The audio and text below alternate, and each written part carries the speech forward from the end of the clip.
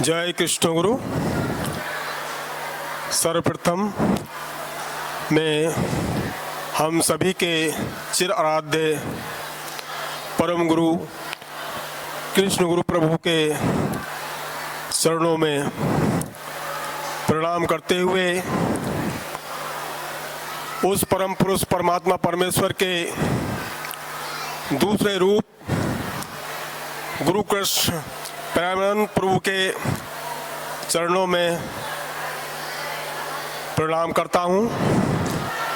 तत्पश्चात इस सभा में मंच पर उपस्थित सभी प्रभु के एकांत भक्तों को प्रणाम करता हूँ। उसके पश्चात शिविर में उपस्थित सभी भक्ताओं और अपने चिर नमस्ते भक्तगणों के चरणों में प्रणाम करता हूँ। गुरु एक महातत्व है, कोई व्यक्ति विशेष नहीं। गुरु उस परमात्मा परमेश्वर का ही एक शिक्षक रूपी नाम है, एक अपने को अपना ज्ञान प्रकाश करने वाली एक बॉडी है, एक शरीर है।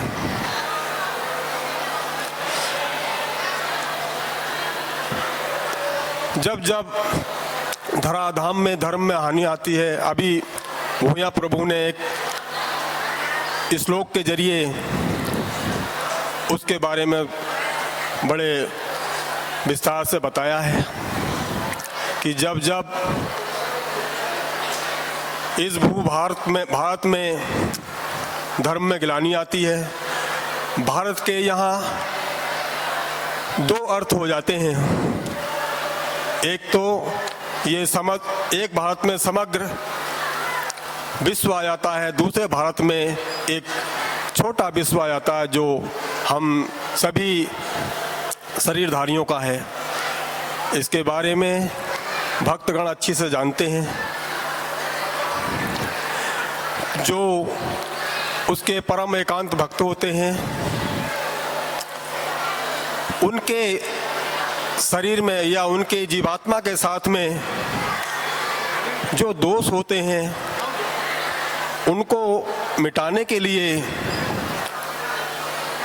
वो परम पुरुष परमात्मा परमेश्वर किसी शरीर का चयन करता है और समय आने पर उसको ग्रहण संपूर्णता कर लेता है, जिसको अवतार कहा जाता है, उसी को परम गुरु कहा जाता है, उसी को सद्गुरु कहा जाता है।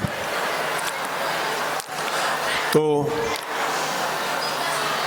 हमारे कृष्ण गुरु रूप में, हमारे बीच कृष्ण गुरु रूप में उस परमात्मा परमेश्वर ने सबसे पहले अवतार धारण किया था। उसके पश्चात वही कृष्ण गुरु प्रभु हमारे बीच में गुरु कृष्ण प्रेमानंद प्रभु के रूप में विराजमान है और अपनी उसी शक्ति ऊर्जा के जरिए हमको वो सभी कुछ प्रदान कर पा रहा है जो शुरू में कृष्ण गुरु प्रभु ने किया था। इसलिए गुरु कृष्ण प्रेमानंद प्रभु और कृष्ण गुरु प्रभु के बीच में भेदाभेद करना, ईश्वर के साथ में मैं क्या उसको शब्द दूं, मैं बता नहीं सकता, एक महापाप होगा।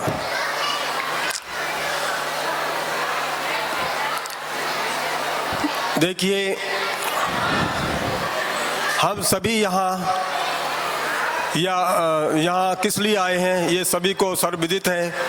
कोई शांति के लिए आया है, तो कोई अपने भक्तों में मिलन के लिए आया है। भक्तों से मिलन में मुझे वो भक्त आएंगे, ये भक्त आएंगे, उन सब से हम मिलेंगे नहीं।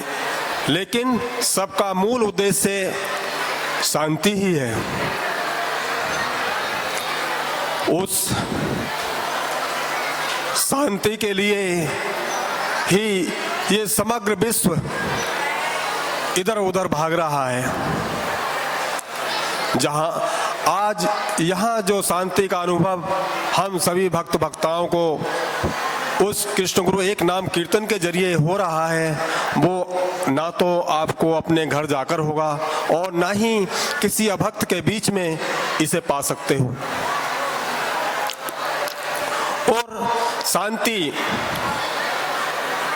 किसी पैसे से या भौतिक वस्तु से नहीं पाई जा सकती। हम सभी इंसानों को, मनुष्यों को शांति चाहिए ही चाहिए। हम शांति कहाँ ढूंढने लग जाते हैं? शरीर के सुख में।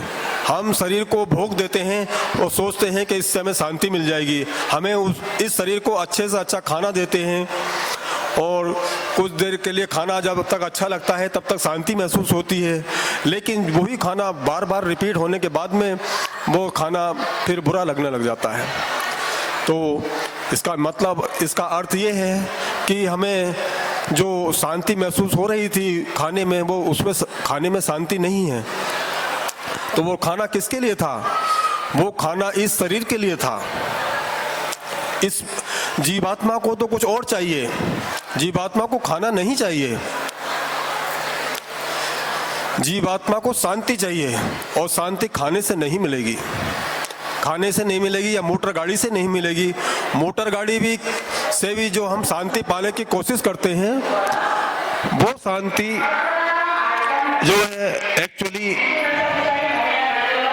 हम शरीर को ही देते हैं और उसके परिणाम स्वरूप उसका दुष्परिणाम यह होता है कि हमारा शरीर बेकार हो जाता है, मोटा थुलथुला हो जाता है और किसी काम के योग्य नहीं रहता।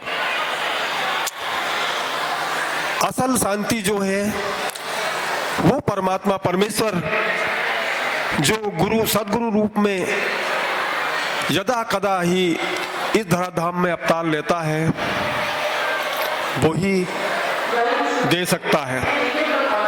और वर्तमान में वो परमात्मा परमेश्वर अपने कृष्ण गुरु नाम के जरिए हम सभी को